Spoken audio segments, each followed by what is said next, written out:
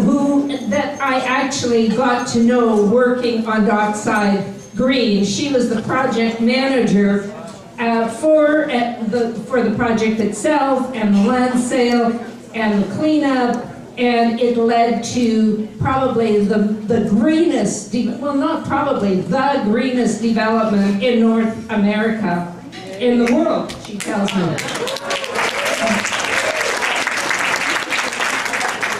It seemed, so instead of having a car lot there, which was being suggested by someone around the table who will remain nameless, or a, his name, or a, we have a project that I think really was based on corporate social responsibility. I also want to introduce Sarah Webb, who is leading up the Capital Regional District's climate change program, supporting local governments in developing and implementing plans around climate change, climate reduction and adaptation strategies. Over the past decade, Sarah has helped to organize, what am I reading here? Over the past decade, Sarah has helped change many organizations, large and small, and help them with sustainability and climate change issues. And she currently volunteers with the Victoria Foundation, the Victoria Car Share Co-op, the BC Sustainable Energy Association, and of course, she's a cyclist. So I would like to give them each 5 minutes to offer some comments, and then we're going to open it up for your questions and comments. Thanks, Denise. I just wanted to give, and oftentimes telling personal stories and adding on to what Coro had said oftentimes helps. From a human resources side, I remember both my father and mother always supported me regardless of what gender I was, right? There was never a question in my family. I was, oh, you can't do that because you're a girl, or you can only do that because you're a boy. I never got that. Never heard of that. I had two great aunts. One was a public health nurse in the 1930s in First Nations reserves in the Depression.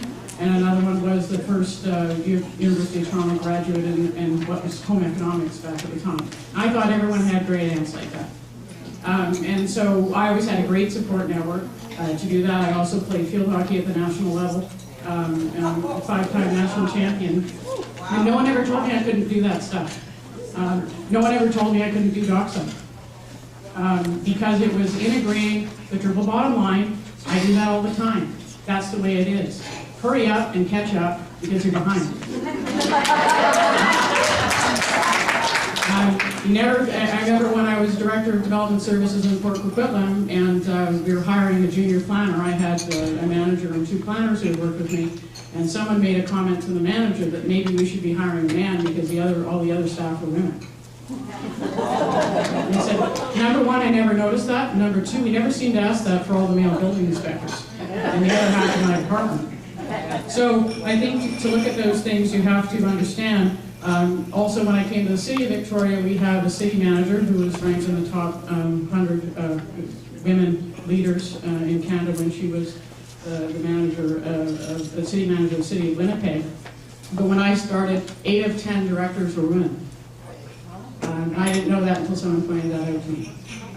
But it does. So someday I hope we don't have to point those things out. We don't have to do stats. We don't have to think about those things. It's part of the diversity of our community.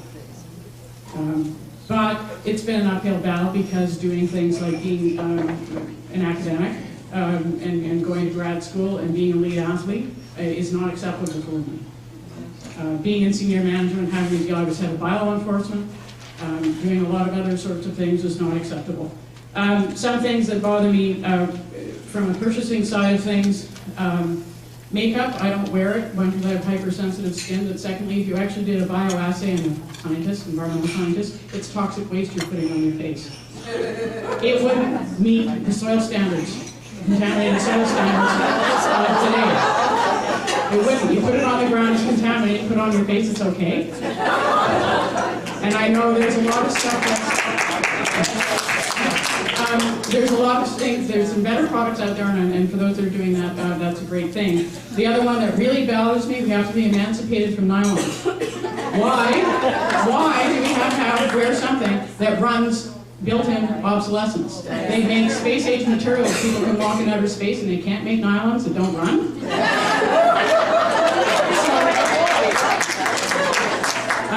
Part of the talk, we need more women to run for office. There are leaders in this room who have run for office at many levels and have gone through that. Please run. I know it's a blood sport. I know it's awful.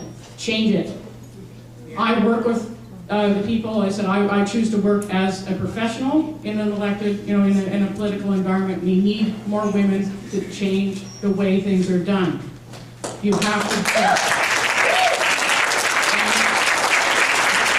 Women oftentimes, if you ever notice, we all get told what we wore first and then what we said.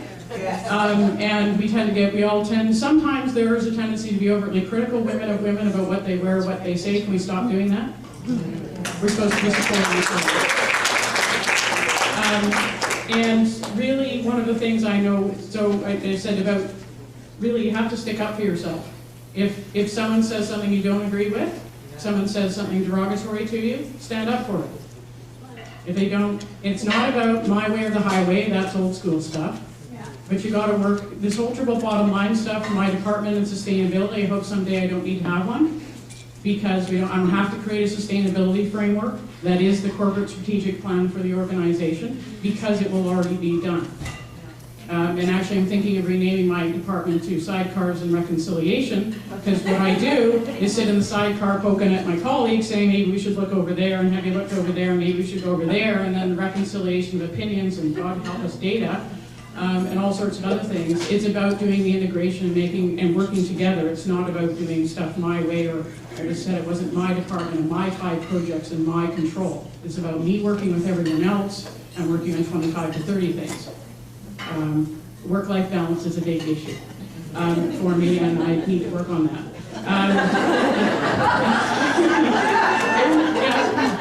I'm not perfect, darn, I hate to admit that. Is that all right? Yeah. So, I remember arguing with an economics prof, because he said the one thing that bugs me about sustainability, it still all comes down to economics, in oftentimes. But I remember being in university and arguing with my economics professor. And I said, okay, so what you're asking me to do is to control everything, because you're all about control. Control everything in this market, except this one little thing, and you're going to show the variation, and that's going to explain economics to me and the world? I said, they're all changing all at once. You're the only thing you showed me is you're an idiot. The process is that way, not the time.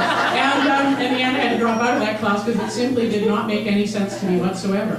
But and I'll just stand there because I would like to hear from other people. But really, there's 3 no's and then 3 do's. No self-degradation, no competition, and no limits. And then, firstly, I do say a lot of duh. Yeah, duh. Come on.